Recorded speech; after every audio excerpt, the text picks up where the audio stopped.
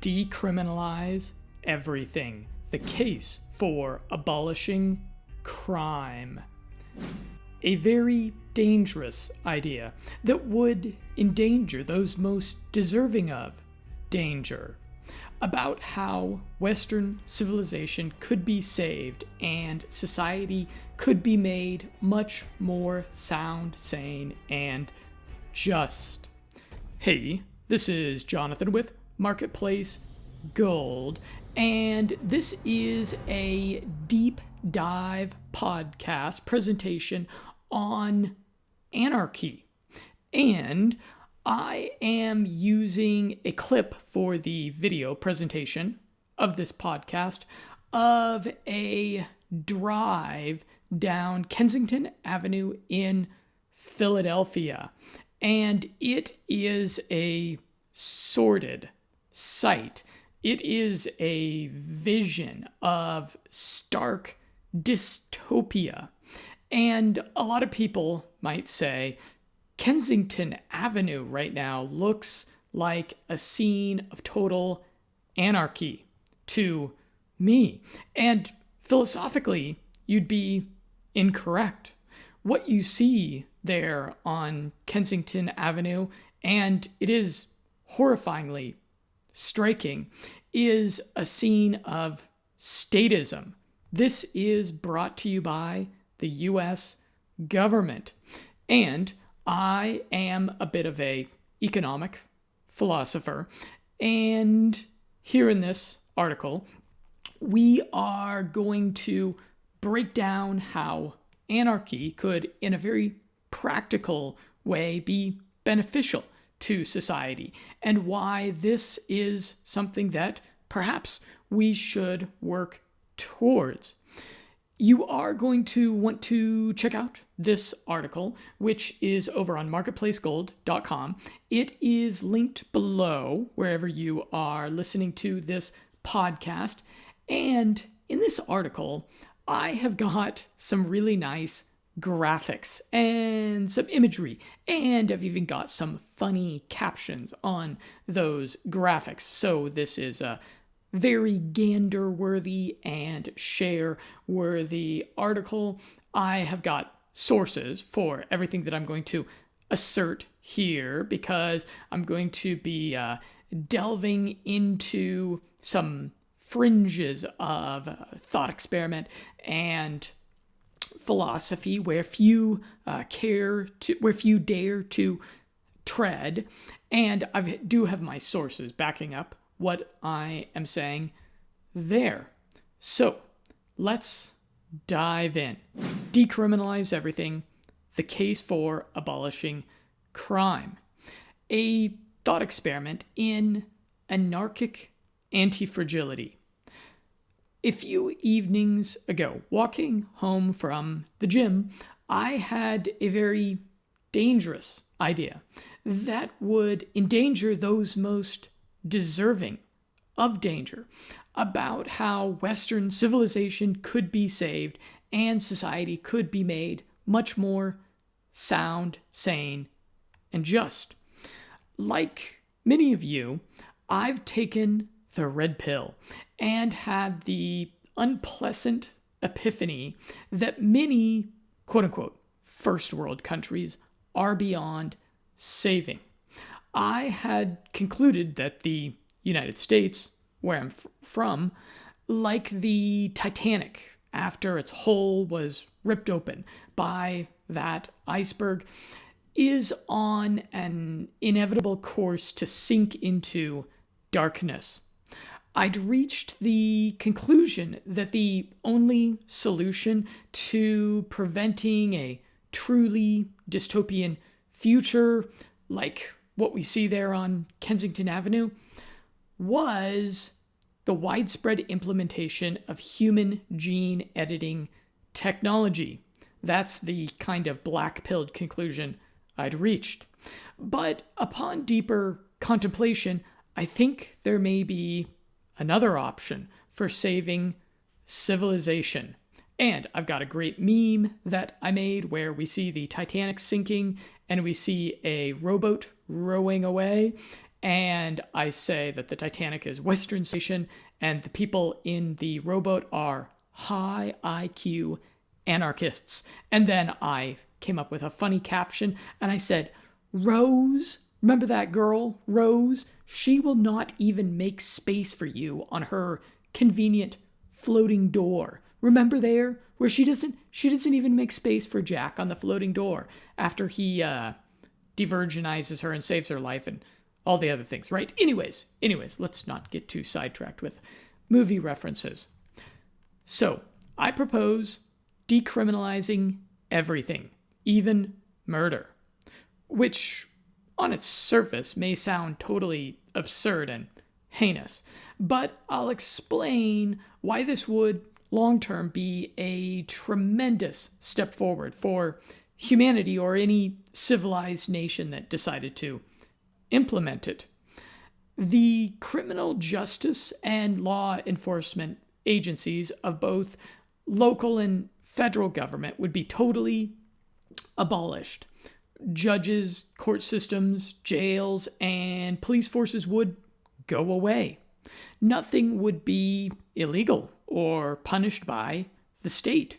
You could sell crack cocaine in front of a high school, burn down a Chuck E. Cheese pizzeria, run an electronics store, or beat up an annoying tourist and steal their selfie stick with no legal repercussions, which may, at first encounter, sound like an absolutely horrific society to reside in, although I don't think many of us would miss the Chuck E. Cheeses. But after an initial period of turmoil, the threat of retributive violence would quickly moderate the most immoral of human impulses. So, everybody gets a license to kill. Tuxedo not required. The crux of why this would work is that you could kill anyone legally. A guy sells drugs to your teenager. Go put a Glock to the back of his head and pull the trigger. A pedophile abuses your child in public school. Go beat his brains out with a rusty pipe. Boy, that sounds satisfying, doesn't it? A CEO of a company egregiously pollutes the environment or pushes a harmful pharmaceutical drug that kills, then hire an assassin to take him out. While this would legalize all sorts of vile evil, it would also create the ultimate incentive to not do evil or engage in predation of your fellow citizen.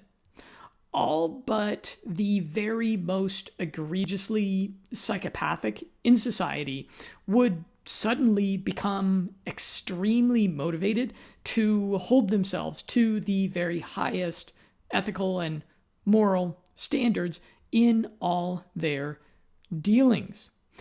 This proposal would be especially beneficial and effective in the United States, where there are more guns than people, owned by private individuals exercising their Second Amendment right to bear arms.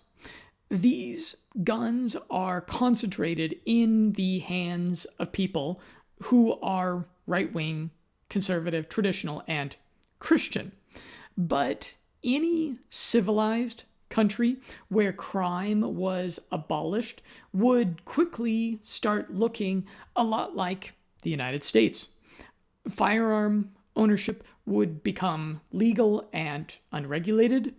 Citizens would rush to purchase Walthers and AR-15s. Martial arts and self-defense classes would also become very popular.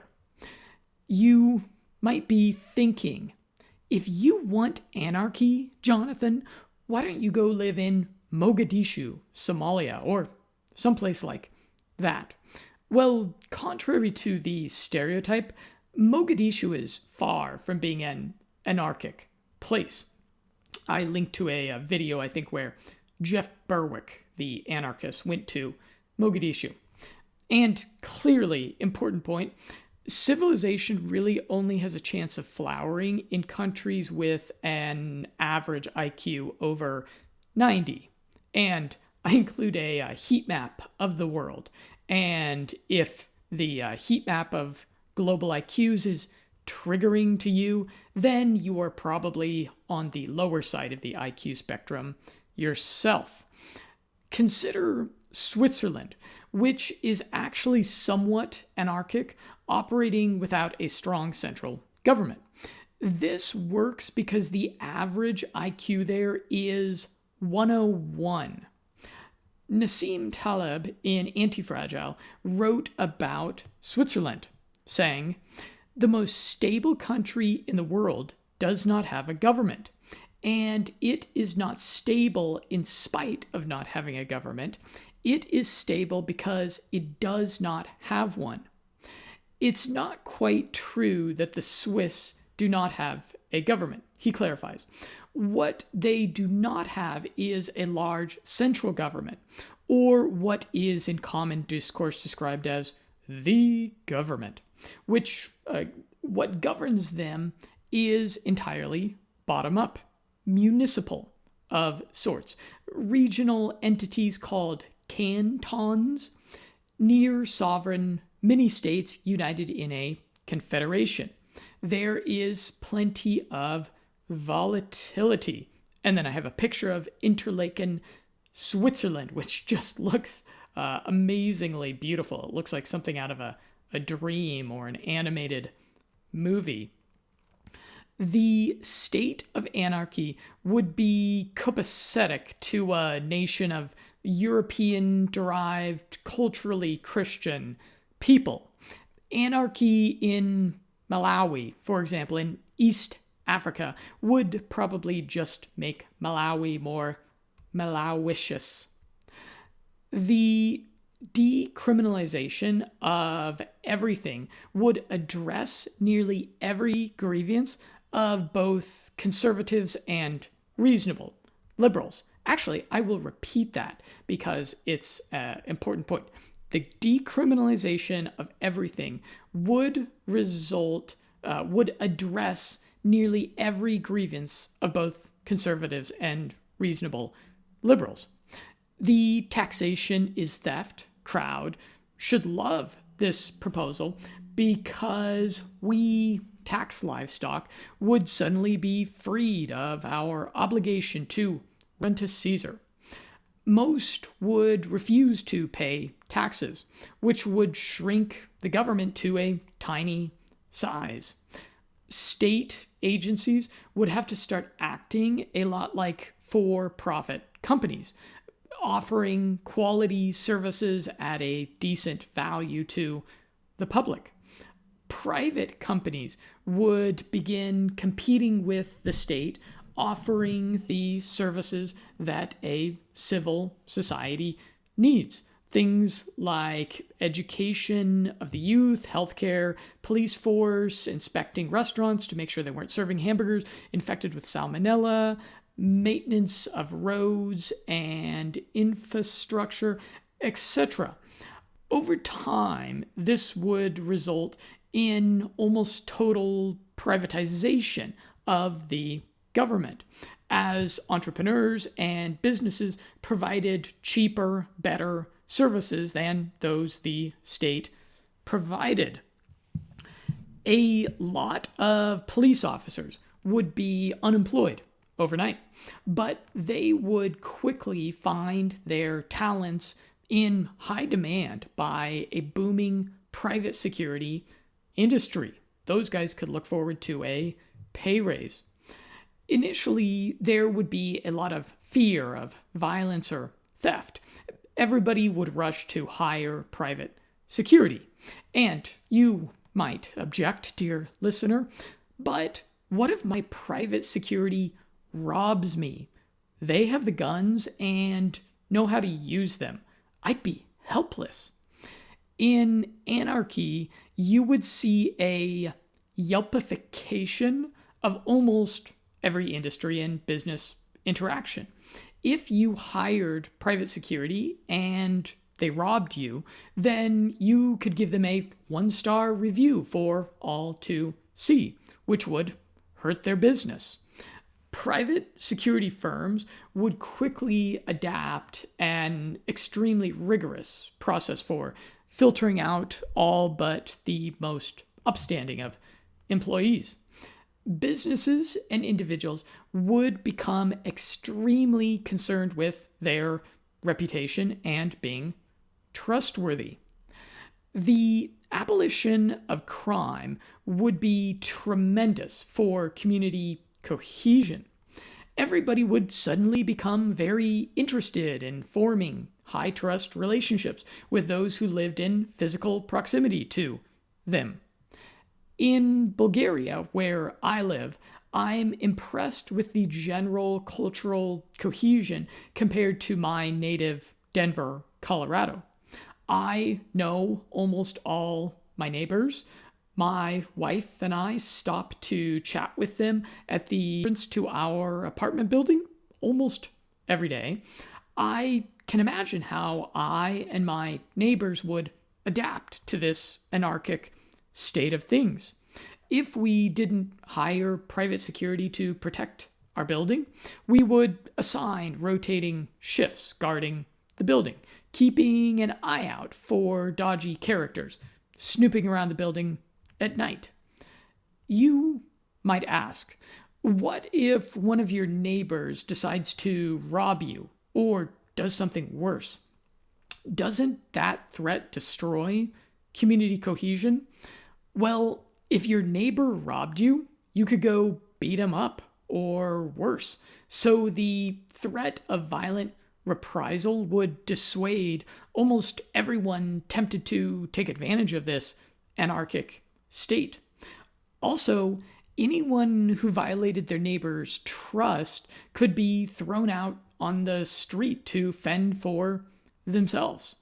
Social ostracization would become a life or death matter, and communities would become very interested in the moral character and well-being of everyone. You can also see that there'd be a lot of people in the gym. People would suddenly become a whole lot more concerned with having a little bit of muscle on their bones so that they could hold their ground. Anarchy would result in a very serious honor culture.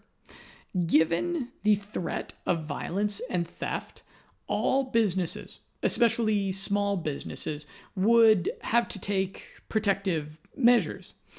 Initially, at least, you would see a lot of bars on windows, and bulletproof glass would sell like hotcakes, which would certainly be expensive, but a tremendous savings compared to what businesses pay in taxes currently. This would result in a minarchist state or federal government whose primary duty would be the national military defense. Since the citizens would have no legal recourse against foreigners or foreign countries aggressing against them, the state's responsibility, to the extent it existed, and it would always exist a little bit, we're never going to get rid of it all the way, I don't think, would be a vigilant defense of the nation. You wouldn't have disruptive and destructive mass migration because foreigners would be deathly afraid of even entering the country. The very little bit of migration or tourism that the country received would be foreigners who would be extremely respectful of the country's people. The dysgenic welfare state would go away. And this is something that conservatives would really, really love. Their ears are perking up at this point. So the dysgenic welfare state would go away almost overnight, with the citizens relieved of the vampire of taxation on their necks. The wealth and the resources of the competent would no longer be redistributed to the less competent and their bastard children. This would have a slow but consistent eugenic effect on the population. Every subsequent generation would be a little smarter and more competent than the previous. It would be the opposite of our current societal crazy train hurtling towards a dystopian idiocracy future. That's right. We are right now living through a real-life slow-motion idiocracy. And I link to the first 5 minutes of that movie, which basically explains what's going on right now in society. What about feminism and cultural Marxism? So the geneticist, philosopher, YouTuber extraordinaire, if he's not kicked off YouTube by now, Jean-François Garriapé, likes to joke that the solution to feminism is alligators in the streets. That's right. How much destructive feminism would we have if there were lots of alligators roaming the streets, snapping their scary alligator teeth at women? Not much, right?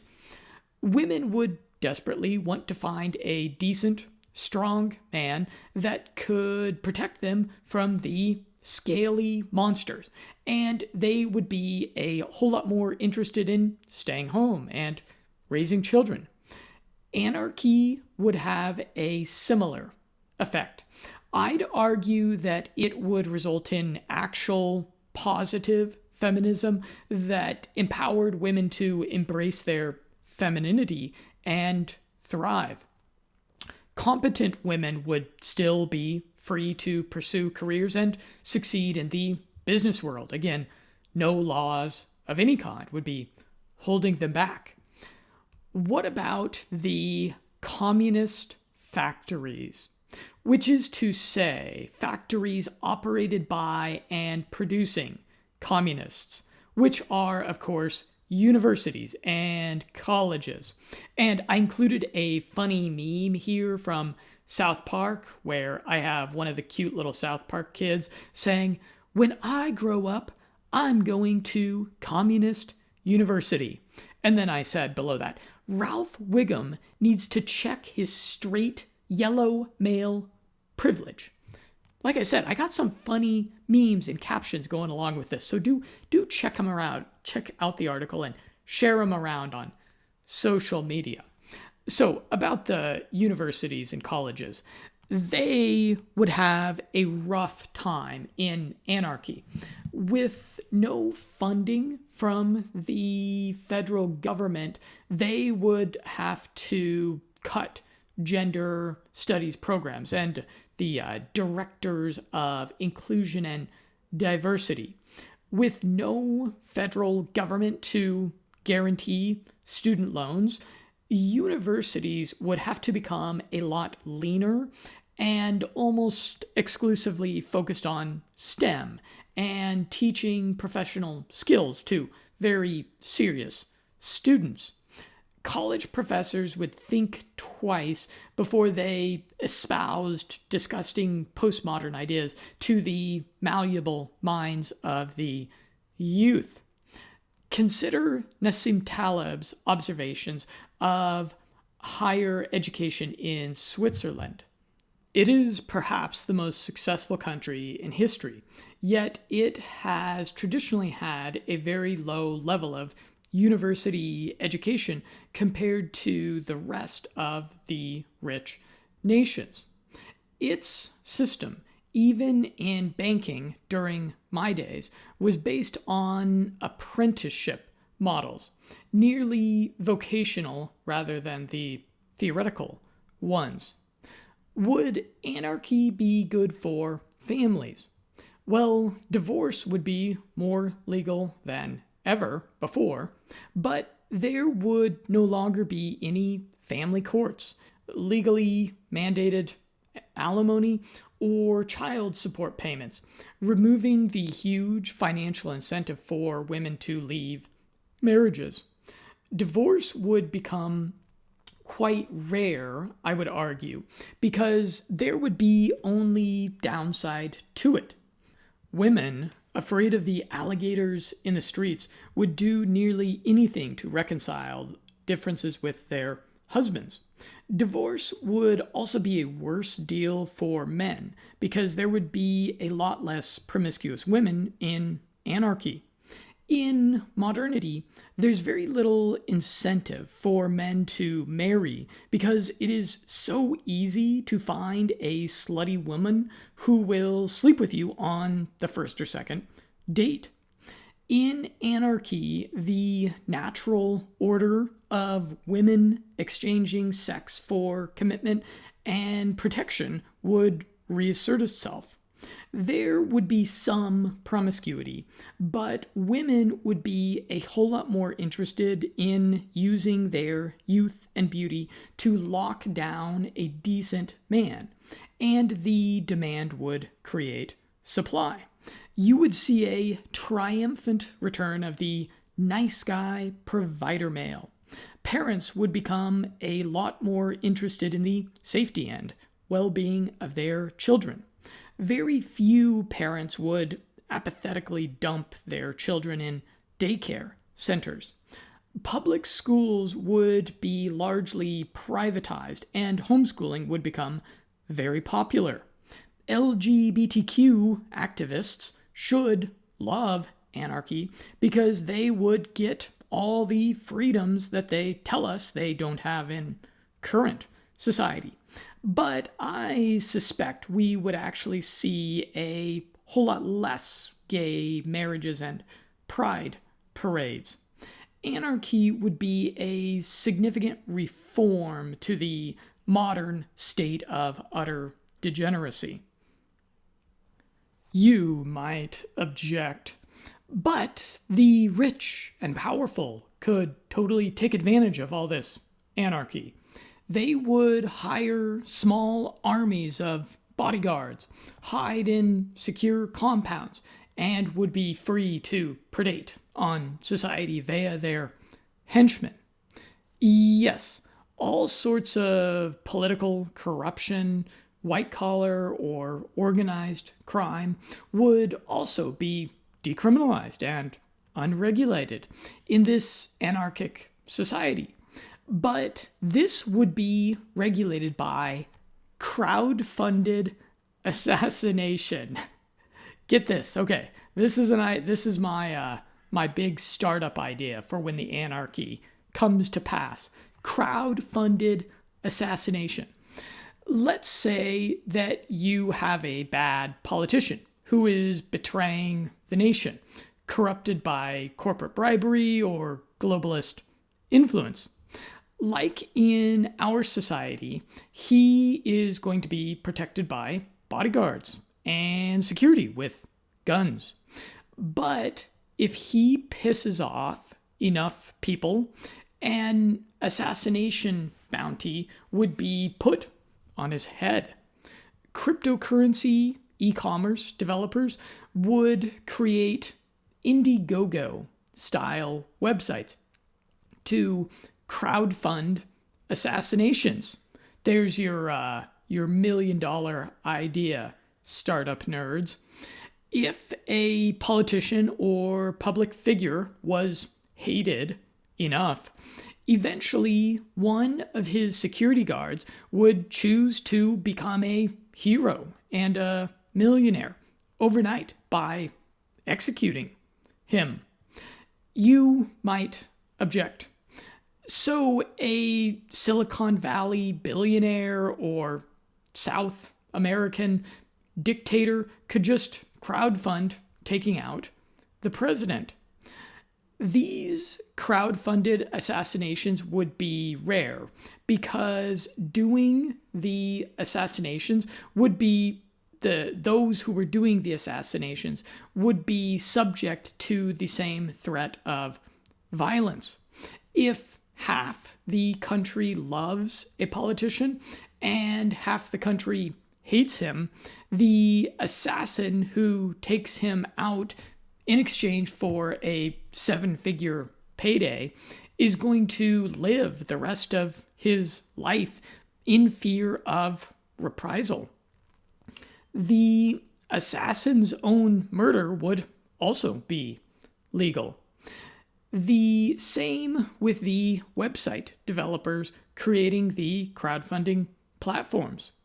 They would need to create very high integrity, secure systems that would bar foreign interference or manipulation.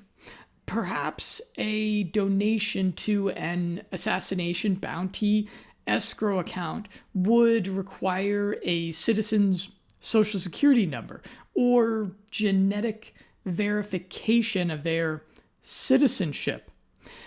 The important point is, it wouldn't take very many of these assassinations before bad actors and psychopaths were totally dissuaded from entering public life and undertaking parasitic endeavors. Let's talk about the birth pangs of Utopia. Let's get realistic. The first year or two of an anarchic society would be pretty violent. Like young adults with the newfound freedom to drive a car, drink alcohol, or have sex. Many would abuse their unprecedented new freedom. There would be a lot of casual violence and petty crime before small-time criminals figured out that in anarchy, the wages of sin is death. A lot of naive citizens would have rude awakenings and painful learning experiences, teaching them to take extreme ownership and responsibility for their own safety and affairs. When the criminal justice system shuts down, jails would be emptied, and some dangerous, violent criminals would be let back out into society. Considering the risk they present, many of these ex-cons will be killed off by vigilante gangs. The soon-to-be unemployed and vulnerable prison guards would probably take the preemptive measure of just executing the most violent and problematic of the incarcerated population. And I really don't have much of a problem with that. But honestly, some of them would get out and wreak havoc in society. A currency crash and economic turmoil would almost certainly ensue. With no legal system, why would anyone make their mortgage payments to the banks? We would see a lot of banks go out of business. Bank runs would occur, and a lot of the predatory, rent-seeking, elite banking class would be unemployed. The currency would crash, and the nation would have to start using sound gold-backed currency or cryptocurrency, or gold-backed cryptocurrency, which I make the case is the best of both worlds. This would be terrible for the bottom half of the IQ curve of the population, but great for long-term thinkers who have savings in gold or cryptocurrency. Economies can bounce back quickly from crashes and recessions if central bankers and government regulators allow the market to find equilibrium on its own, especially if the nation adopted cryptocurrency or gold-backed currency. The economy would roar back to life in probably a year or two. Economies typically improve when politicians lower taxes.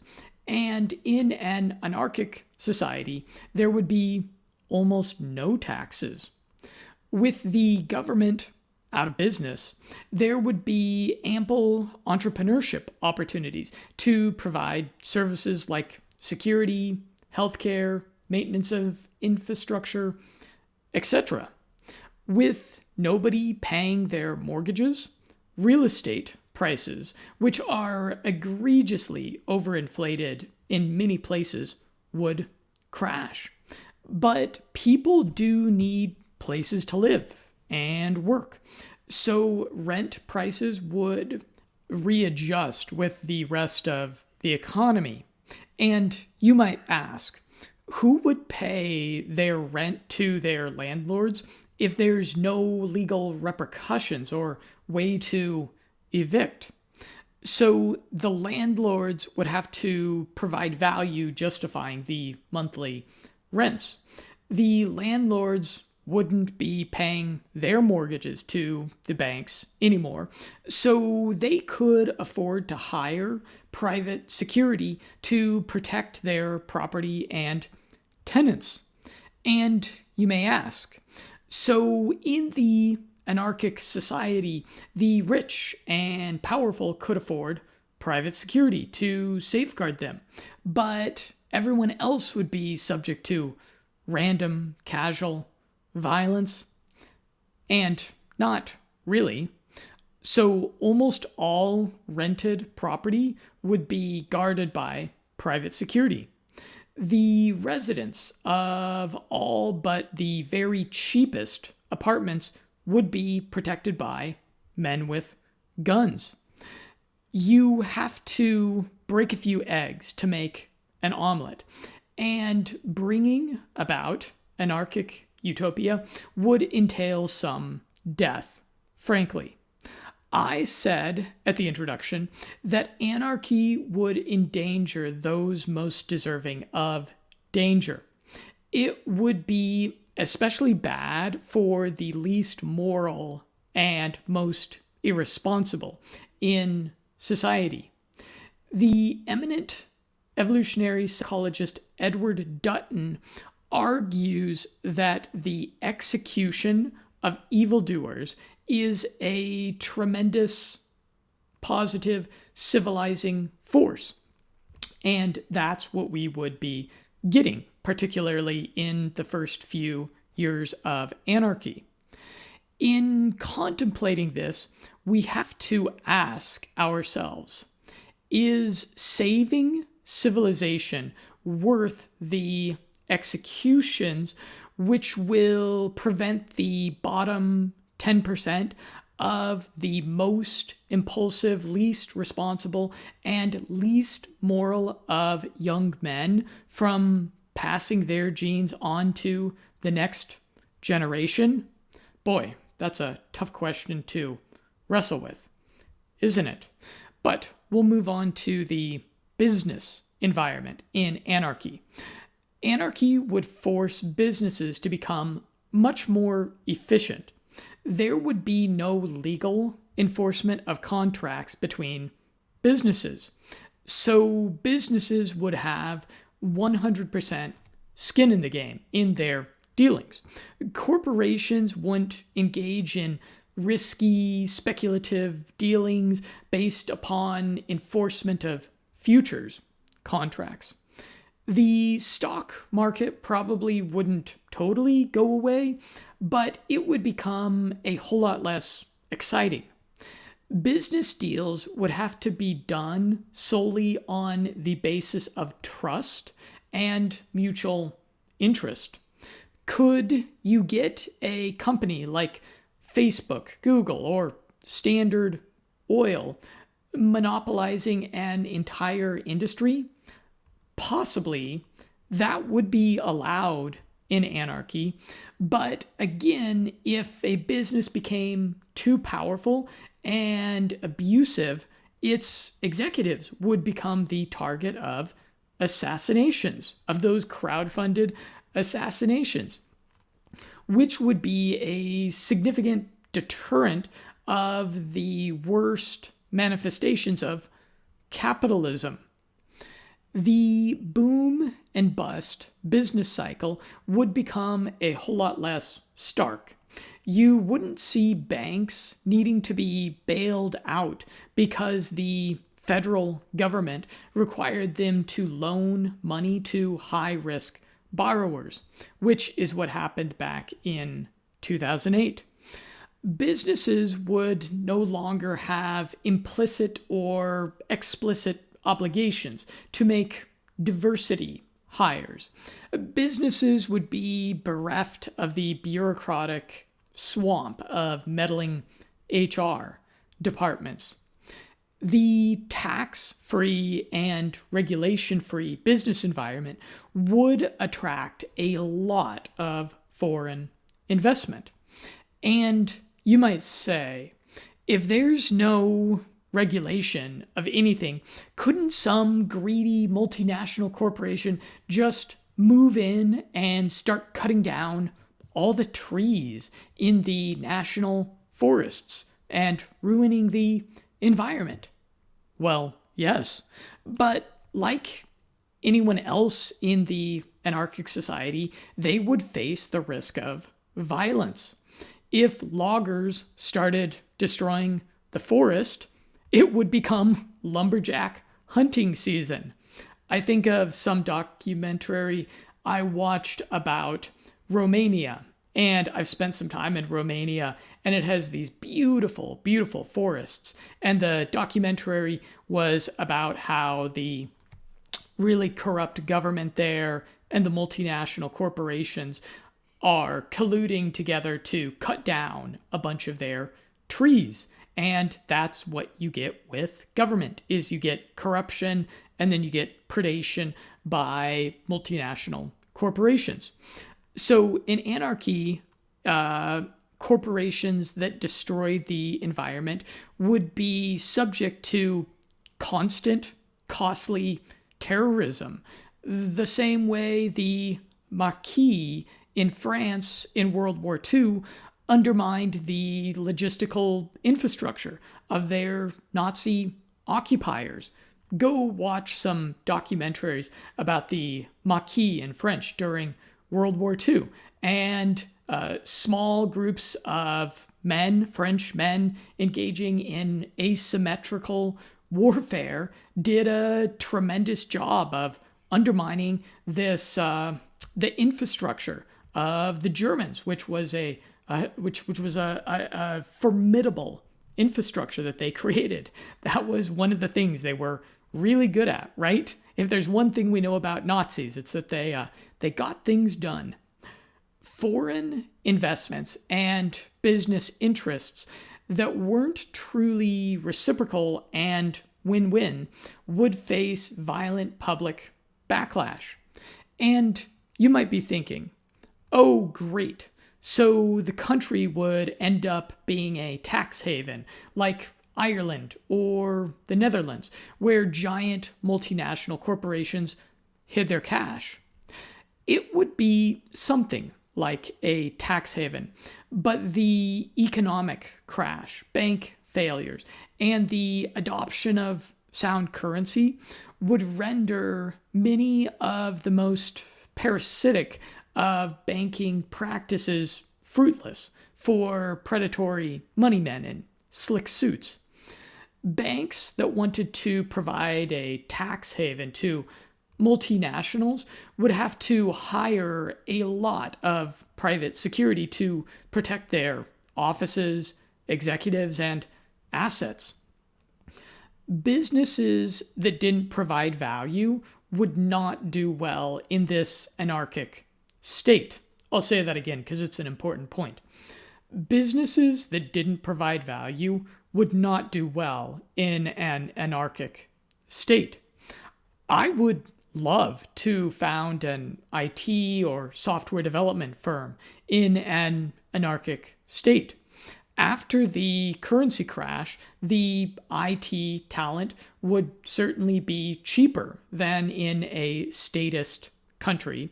But with the significant tax savings, I could pay very fair, above market rates for good talent.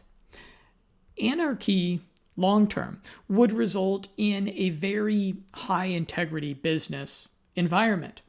A high trust commerce environment would be highly conducive to innovation and invention, but in a very human centric way.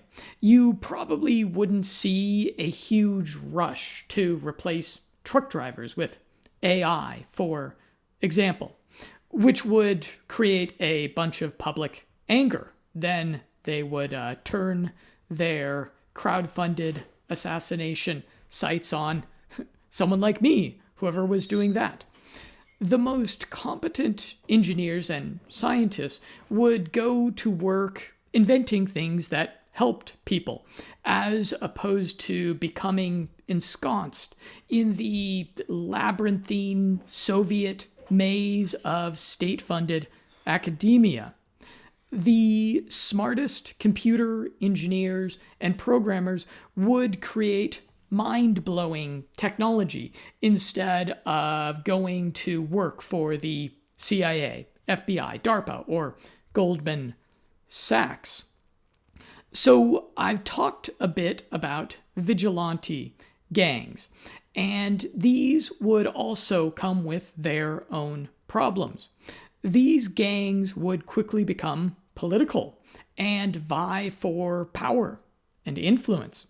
But the anarchic state of things would be a significant regulator of concentration of power in the black-gloved hands of an emergent group.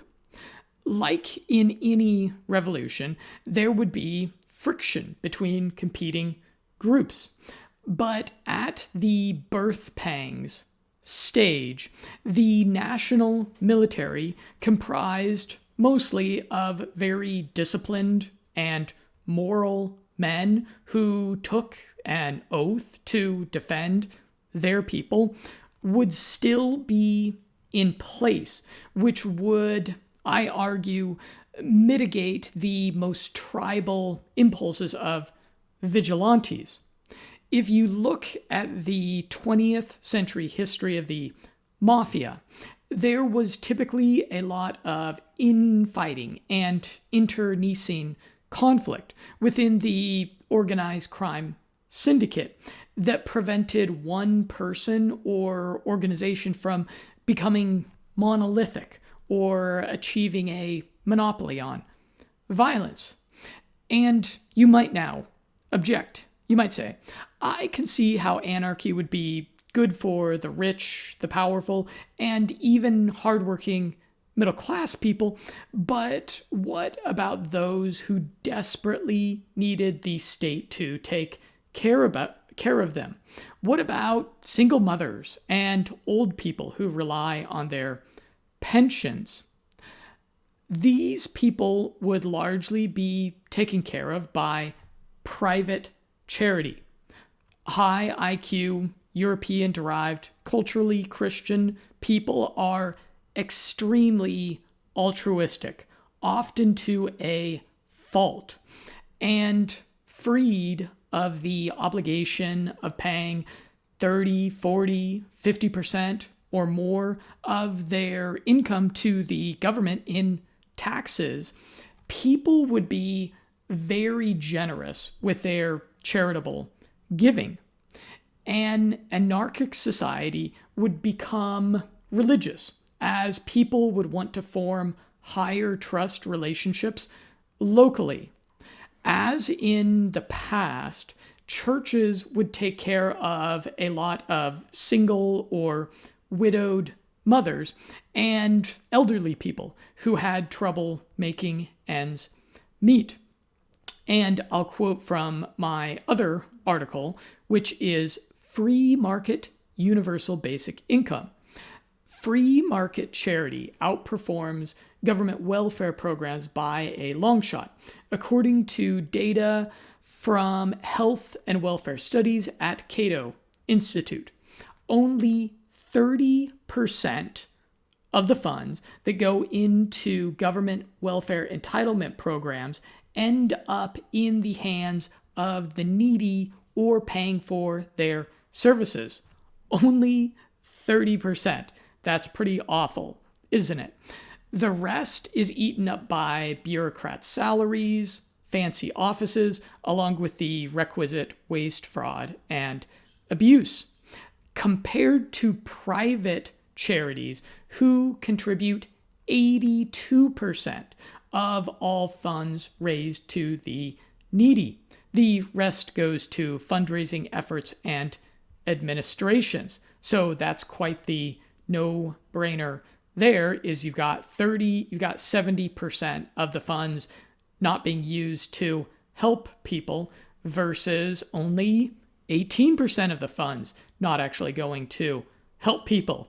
And I have a graph illustrating this from the research done by the Cato Institute, and then my funny thing that I put along with that is I said, if you're wondering what the government spends all that extra money on that they aren't using to help people, well, guys, cocaine is not cheap in Washington, D.C. In anarchy, you would occasionally have a sad story of an irresponsible single mother or an old jerk estranged from his family and community who ended up face down in a ditch. But free of the burden of taxation, the voluntary charity would take care of the downtrodden while actually encouraging people to make much better life decisions. And I'm drawing towards the conclusion of this. So the really important question to ask when we're considering anarchy is compared to what? I'm sure that you can come up with some downsides, susceptibility to abuse, unfairness, and bugs in my proposed anarchic society. There would be the occasional heinous, random, bloody murder in the streets that would go unpunished in anarchy. But really, considering all the upsides of anarchy, could it be worse than what we have now? Consider the egregious violent crime rates in Los Angeles, Chicago, or London. In Rotterdam, England, for example, 1,400 children were abused by rape gangs while the police ignored the problem. Some argue that the sexual abuse happening on an industrial scale there is being used as a subtle weapon of war upon the native British population, victimizing as many as possibly 1 million children. In once beautiful Paris, there have been 18 weeks, I wrote, and I'm sure it's much more now. There have been perhaps a year, maybe 2 years now, of violent yellow vest riots in which, get this, 89,000 police officers, maybe you could call them thugs perhaps, were deployed to prevent rioters from burning the City of Lights down to the ground. In Christchurch, New Zealand, an eco-fascist walked into a mosque and slaughtered 50 Muslims. In Italy, a Senegalese immigrant bus driver nearly burned to death 50 children in a bus to get revenge on Europeans for not rescuing more African illegal immigrants trying to cross the Mediterranean. In the United States, we have debatably, an ongoing genocide of black babies with 900 abortions daily, totaling perhaps as many as 20 million aborted pregnancies. Now, I take a nuanced view of abortion.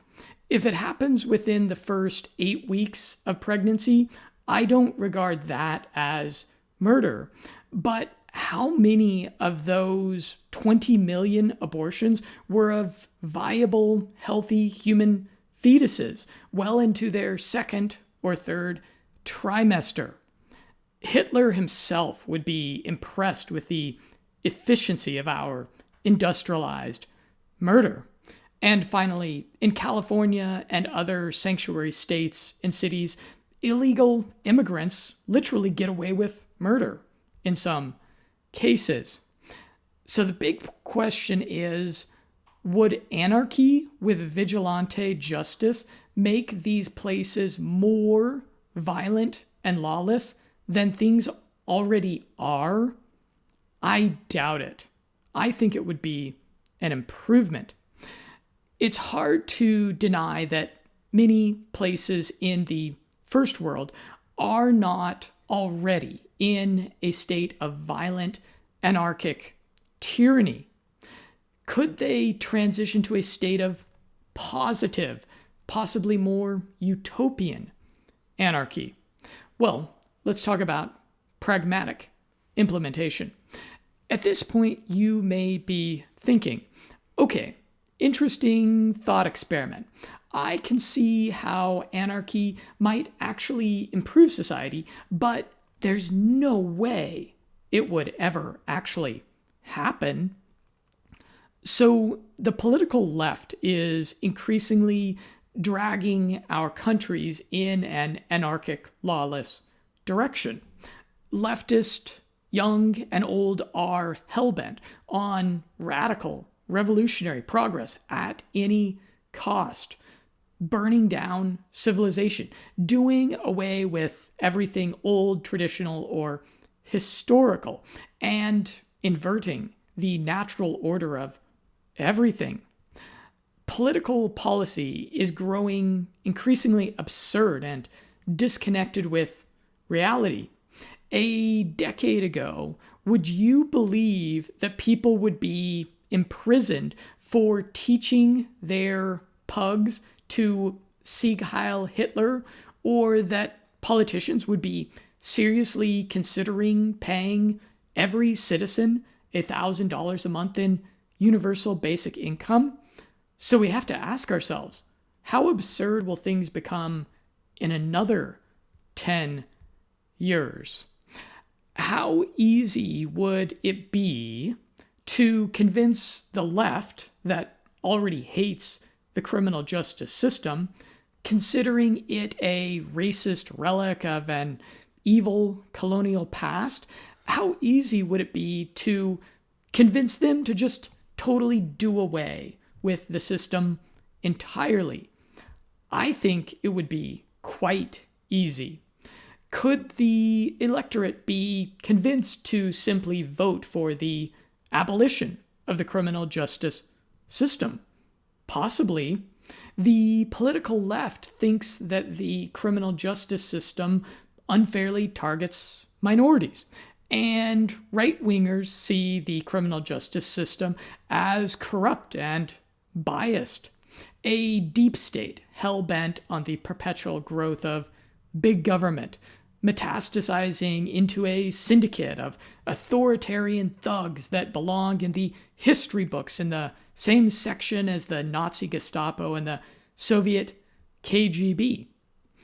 The way I see this playing out is that a leftist politician would enact a drastic criminal justice reform, abolishing a significant part of the legal system, which would make it bureaucratically impossible for the system to prosecute dissidents or go after tax evaders.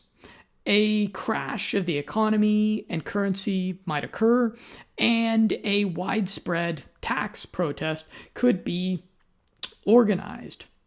The government would have to shut down more and more of the federal agencies because they simply couldn't pay their paper-pushing busybodies enough to show up for work.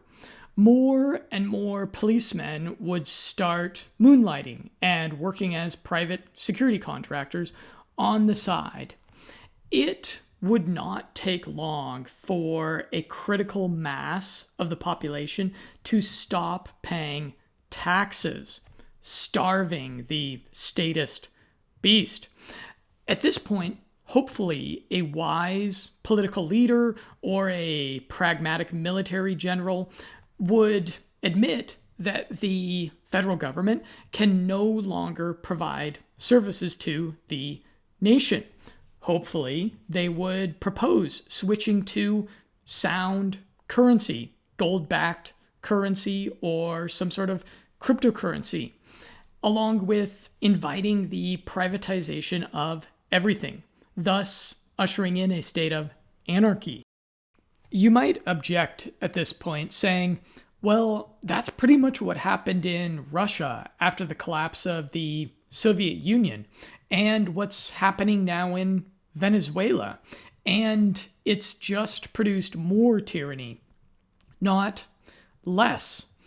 Well, I think in almost every example of a disastrous transition into anarchy in recent history, you were either dealing with a lower IQ population or a population that was totally unarmed, incapable of defending themselves, or you were dealing with a population that was conditioned by decades and decades of socialism and communism to be entitled and irresponsible. And often you were dealing with all three. So it kind of explains the devolution.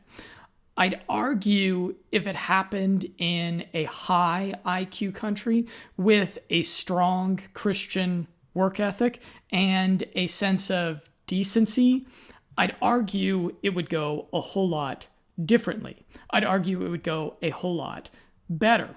And I have a map that you are going to want to check out. It is the proposed balkanization of the United States map. And my funny caption that I did along with the map is I said, I'm all for this. I'm all for the balkanization as long as we build a Jurassic Park style electrocuting fence around California. So balkanization of the United States is becoming increasingly plausible. An emergent conservative nation in North America with a small but culturally cohesive and libertarian-leaning population might simply decide at its inception to implement anarchy more or less as it's described here.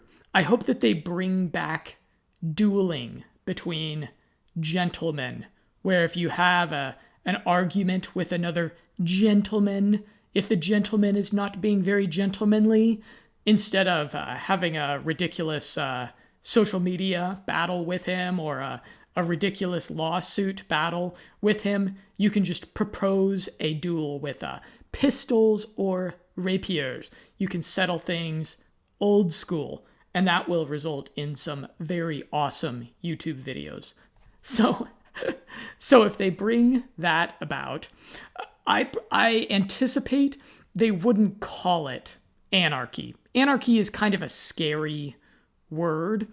The political project would have to be rebranded. They could call it something like individual sovereignty, antifragile anarchy, lean libertarianism, or maybe smart democracy. So, reaching my conclusion here, talking about anarchy. Would it be perfect? No, definitely not. Would it be better than the degenerate statist anarcho-tyranny of modernity?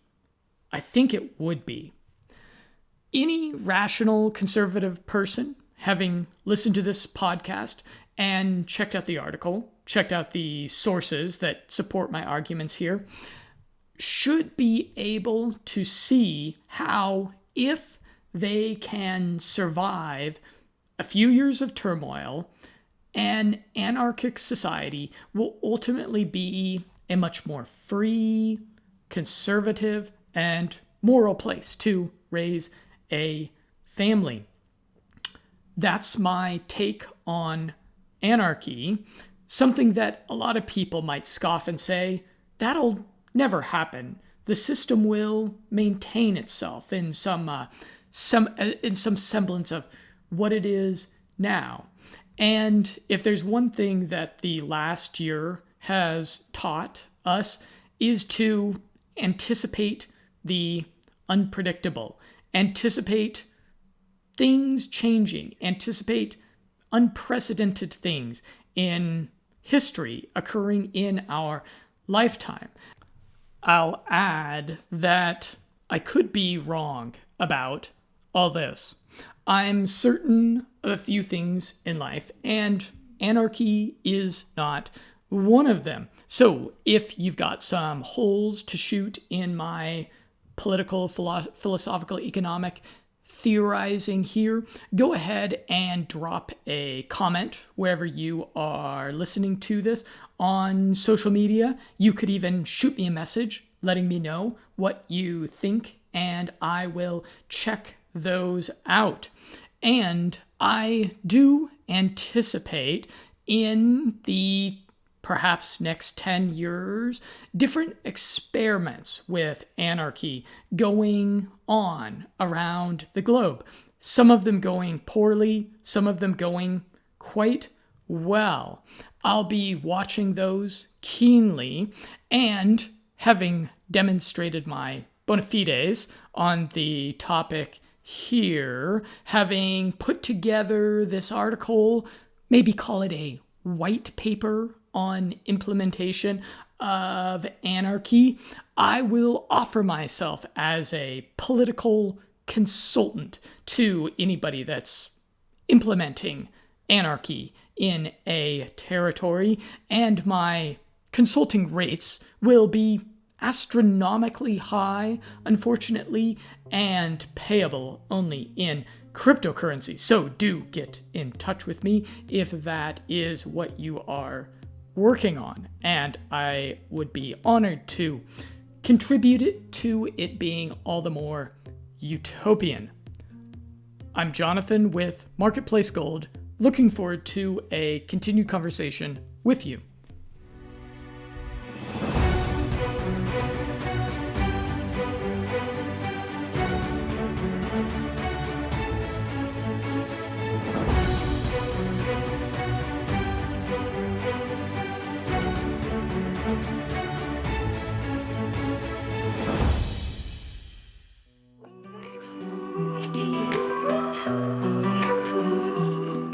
Like many of you, I've taken the red pill and had the unpleasant epiphany that many first world developed countries are beyond saving. I had concluded the United States, where I'm from, like the Titanic, after its hull was ripped open by that iceberg, is on an inevitable course to sink into darkness. I'd reached the conclusion that the only solution to preventing a truly dystopian future was the widespread implementation of human gene editing technology. But upon deeper contemplation, I think there may be a second option for saving civilization. In a world where rules just fade away, anarchic antifragility's here to stay. No rulers, just freedom in the air, libertarian anarchy, society's fair. Would it be perfect? No, not quite, but better than the mess we have when nothing's right. Degenerate modernity, it's just a shame. In an anarchic world we change the game. Decriminalize it all, no one made to kneel. Everybody gets a license to kill. Switzerland shows us how it's done. IQ of 101 under the anarchic sun. On our culture would rise, families would thrive. Anarchy's pulse, it keeps us alive. No more tyranny, no more fear. The birth pangs of utopia drawing near. In a world where rules just fade away, anarchic antifragility's here to stay. No rulers, just freedom in the air, libertarian anarchy, society's fair. Would it be perfect? No, not quite, but better than the mess we have when nothing's right. right. Degenerate modernity, it's just a shame. In an anarchic world we chase the game. Bitcoin, gold, sound money for trade. In this future world, nothing's too afraid. The grievances vanish left and right. As freedom takes hold, everything's bright. From anarchy, tyranny to something new, a libertarian dream that just might do. Would it be better? Oh, you bet. No more status chains, just freedom set.